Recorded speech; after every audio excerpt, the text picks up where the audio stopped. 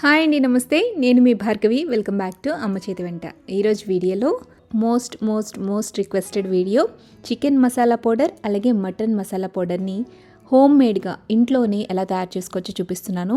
ఇప్పుడు కార్తీక మాసం అయిపోయింది కాబట్టి అందరూ కూడా నాన్ వెజ్ మీద బాగా ఇంట్రెస్ట్ చూపిస్తారు కదా. చాలా రోజులు తినక ఒకేసారి తింటున్నాము అంటే ఎంత టేస్టీగా ఉండాలి. సో మరి మనం చేసుకునే నాన్ వెజ్ రెసిపీస్ ఏదైనా సరే టేస్టీగా రావాలి అంటే అందులోకి వేసే మసాలా చాలా చాలా చాలా ఇంపార్టెంట్. చేసుకునే వీలు లేని వాళ్ళు బయట కొనే చికెన్ మసాలా పొడి, మటన్ మసాలా పొడితో చేసుకోవచ్చు. బట్ ఇలా నేను చెప్పే ఇంగ్రీడియంట్స్ని ఎగ్జాక్ట్ యూస్ చేసి చికెన్ కర్రీ, మటన్ కర్రీ లేదా ఫ్రై రెసిపీస్ చేసి చూడండి, మీకు డిఫరెన్స్ చాలా క్లియర్గా తెలుస్తుంది. ఆల్రెడీ మన ఛానల్లో ఉన్న బిర్యానీ మసాలా పౌడర్ ఎంత సూపర్ హిట్టో మీ అందరికీ తెలుసు. ఈ చికెన్ మసాలా పౌడర్ అలాగే మటన్ మసాలా పౌడర్ కూడా మనం చేసే నాన్ వెజ్ రెసిపీస్కి చాలా టేస్ట్ని ఇస్తాయి. సో మస్ట్ ట్రై రెసిపీస్ అనమాట. డెఫినెట్గా మీరు కూడా ఈ వీడియో చూసి ట్రై చేయండి. మరి అసలు ఆలస్యం చేయకుండా ఈ మసాలా పొడులు ఎలా చేసుకోవాలో చూసేద్దాం. ఫస్ట్ అయితే మనం చికెన్ మసాలా పొడి తయారు చేసుకుందాం. దానికోసం స్టవ్ మీద మందంగా ఉండే కడాయిని పెట్టుకుని అందులోకి 3 టేబుల్ స్పూన్ల దాకా చిన్నగా ముక్కలుగా చేసుకున్న దాల్చిన చెక్క వేసుకోండి. వెయిట్లో వచ్చేసి 12 గ్రాములు. ఇందులోనే 1.5 టేబుల్ స్పూన్ల దాకా లవంగ మొగ్గలు వేసుకోండి. వెయిట్లో వచ్చేసి 8 గ్రామ్స్ అనమాట. ఇందులోనే ఒక 8 గ్రాముల దాకా అనాస పువ్వులు వేసుకోండి.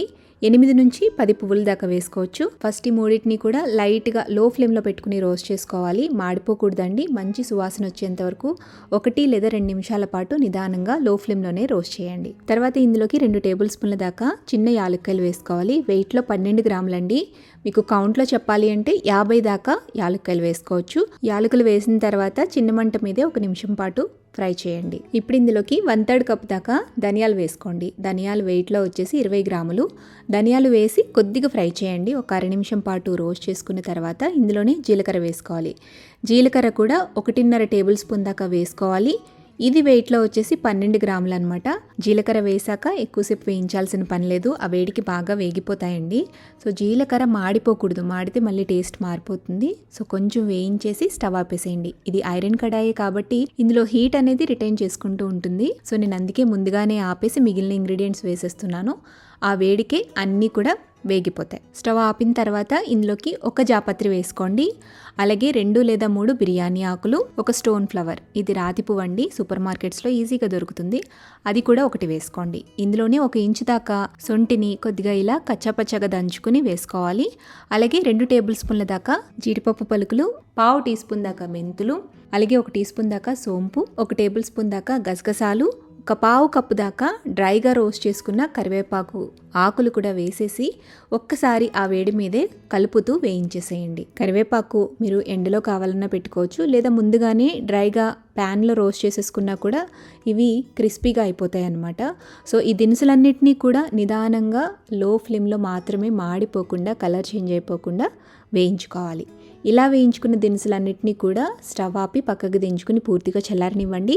చల్లారాక మిక్సీ జార్లో వేసుకుని ఫైన్ పౌడర్లా గ్రైండ్ చేసుకుంటే మన super yummy tasty chicken masala powder అయితే రెడీ అయిపోతుంది. గుమగుమలాడిపోతుందండి. వన్స్ మీరు ఈ చికెన్ మసాలా పౌడర్తో ఏ రెసిపీ చేసినా కూడా, chicken curry, fry, roast, dry recipes ఏది చేసినా కూడా మీరు ఇంట్లో చేసే ఆ స్మెల్, ఆ ఫ్లేవర్ వీధి చివరి వరకు కూడా తెలుస్తుందన్నమాట. అంత అరోమాటిక్గా ఉంటుందండి. చాలా బాగుంటుంది. ఇంగ్రీడియంట్స్లో ఎలాంటి మార్పులు, చేంజెస్ చేయకుండా సేమ్ అవే కొలతల్లో ఎగ్జాక్ట్గా చేసుకోండి. సేమ్ టేస్ట్ వస్తుంది. అందుకే నేను గ్రామ్స్లో కూడా మీకు ఈ వీడియోలో ఎక్స్ప్లెయిన్ చేశాను. సో చికెన్ మసాలా పౌడర్ అయితే తయారు చేసేసుకున్నాం కాబట్టి ఇప్పుడు మటన్ మసాలా పొడి ఎలా చేసుకోవాలో చూద్దాం. మటన్ మసాలా పౌడర్ కోసం మందంగా ఉండే కడాయిని స్టవ్ మీద పెట్టుకుని సేమ్ మనం ఇంతకు ముందు ఎలా అయితే చేసుకున్నామో అదే క్వాంటిటీలో చేసి చూపిస్తున్నాను. 3 టేబుల్ స్పూన్ల దాకా చిన్న ముక్కలుగా చేసుకున్న దాల్చిన చెక్క 20 గ్రాములు వేసుకోవాలి. ఇందులోనే 1.5 టేబుల్ స్పూన్ 8 గ్రాముల దాకా లవంగ మొగ్గలు వేసుకోవాలి. అనాస పువ్వులు కూడా ఒక 8 గ్రాములు వేసుకోండి. 2 టేబుల్ స్పూన్ల దాకా చిన్న యాలక్కాయలు 12 గ్రాములు వేసుకోవాలి. నల్ల యాలక్కాయలు 5 గ్రాములు వేసుకోవాలి. 6-7 యాలక్కాయలు వేసుకుంటే సరిపోతుంది. ఇందులోనే 10 గ్రాముల దాకా నల్ల మిరియాలు తీసుకోండి. 1 టేబుల్ స్పూన్ మిరియాలు వేసుకుని వీటన్నిటిని కూడా దోరగా లో ఫ్లేమ్లో నిదానంగానే 2-3 నిమిషాల పాటు చిన్న మంట మీద వేయించండి. ఇవి కొంచెం వేగిన తర్వాత ఇందులోకి 1/3 కప్పు దాకా ధనియాలు వేసుకోండి. గ్రామ్స్లో 20 గ్రాములు, 1 జాపత్రి, 10 గ్రాముల దాకా ఎండుమిర్చి, 2 లేదా 3 బిర్యానీ ఆకులు కూడా వేసి లైట్గా రోస్ట్ చేయండి. ఎండుమిరపకాయలు ఈవెన్గా వేగడం కోసం ఇలా చిన్న ముక్కలుగా చేసుకుని వేసుకోండి. ఇవి కొద్దిగా వేగిన తర్వాత ఇందులోకి 1.5 టేబుల్ స్పూన్ల దాకా జీలకర్ర 12 గ్రాములు వేసుకోవాలి. అలాగే 1 టీ స్పూన్ దాకా సోంపు, 1 టేబుల్ స్పూన్ దాకా గసగసాలు, 2 టేబుల్ స్పూన్ల దాకా కసూరి మేతి, పావు కప్పు దాకా మింట్ లీవ్స్. ఇవి ఎండలో బాగా ఎండపెట్టుకున్న పుదీనా ఆకులు అనమాట. మీరు కావాలంటే పచ్చి పుదీనా ఆకుల్ని తీసుకుని లో ఫ్లేమ్లో ప్యాన్లో రోస్ట్ చేసుకున్నా కూడా మీకు ఇలా డ్రైగా అయిపోతాయి. పుదీనా ఆకులు వేసిన తర్వాత 1/3 కప్పు దాకా ఎండు కొబ్బరి తురుము కూడా వేసుకోండి. ఎండు కొబ్బరి ముక్కలు కూడా ఈ తురుముకి బదులుగా వేసుకోవచ్చు. ఇవన్నీ వేసి లో ఫ్లేమ్లో ఒక 2-3 నిమిషాల పాటు నిదానంగా వేయించేసేయండి. అస్సలు మాడిపోకూడదు, గుర్తుపెట్టుకోండి. ఇవన్నీ కూడా దోరగా వేయించుకున్న తర్వాత స్టవ్ ఆపి పక్కకి దించి పూర్తిగా చల్లారనివ్వండి. చల్లారిన తర్వాత ఈ ఇంగ్రీడియంట్స్ అన్నిటినీ కూడా మిక్సీ జార్లో వేసుకుని ఫైన్ పౌడర్లా గ్రైండ్ చేసుకోవచ్చు. నేనైతే ఈ మటన్ మసాలా పౌడర్కి కొంచెం క్రష్ చేసుకున్నట్టుగా ఉండాలని చెప్పేసి ఒక 2 టేబుల్ స్పూన్ల ఇంగ్రీడియంట్స్ని పక్కన పెట్టేశాను.